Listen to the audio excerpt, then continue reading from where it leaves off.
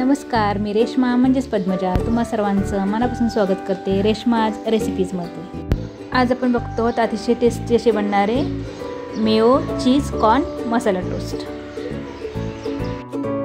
चला तर मग सुरुवात करूयात अतिशय पटकन अशा होणाऱ्या या मस्त मजेदार रेसिपीला। आता जेवढे तुम्हाला हे मसाला टोस्ट बनवायचे आहेत त्या अंदाजाने तुम्ही हे स्टफिंग बनवून घ्या।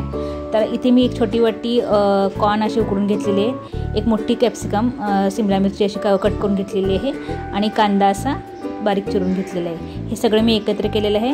त्यामध्ये मी 1 टीस्पून चिली फ्लेक्स टाकलेले आहेत। त्यानंतर यात 1 टीस्पून मी ऑरिगॅनो टाकलेला आहे।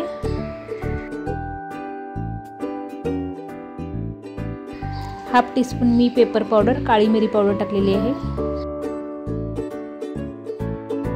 आणि 2 टेबलस्पून मी hot and sweet tomato chilli sauce टाकलेला आहे।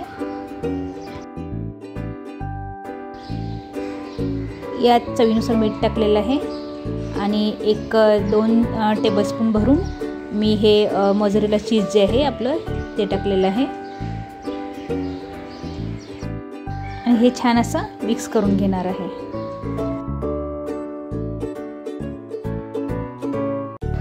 यामध्ये मी 1 टेबलस्पून भरून मेयोनीज टाकलेलं आहे। आता परत एकदा मी हे छान असं व्यवस्थित अगदी मिक्स करून घेणार आहे।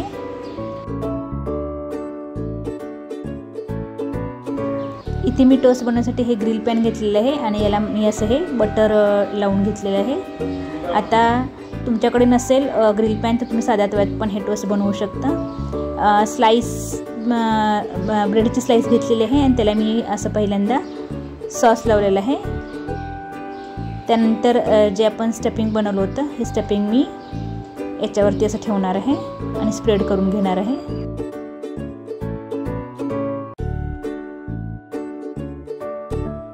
यावरती परत आपण हे ग्रेटेड चीज टाकणार आहे।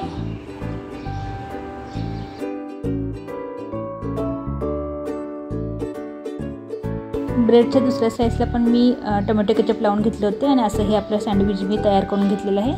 आता हे आपण छान असं दोन्ही बाजूनी भाजून घेऊयात।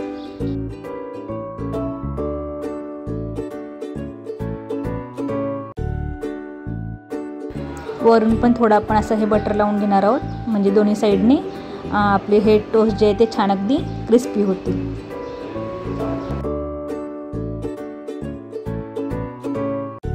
तर असा हा आपला छान असा चीज मेयो कॉर्न मसाला टोस्ट तयार झालेला आहे।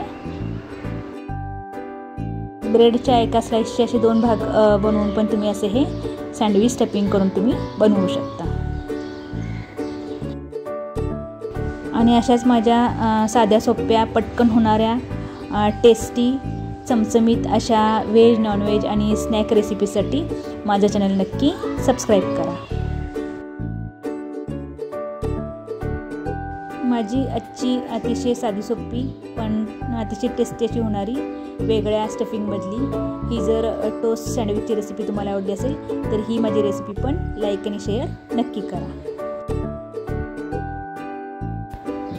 असे हे पटकन बनणारे आणि अतिशय टेस्टी असे हे टोस्ट सँडविच तुम्ही मुलांच्या टिफिनसाठी किंवा नाश्त्यासाठी पण बनवू शकता।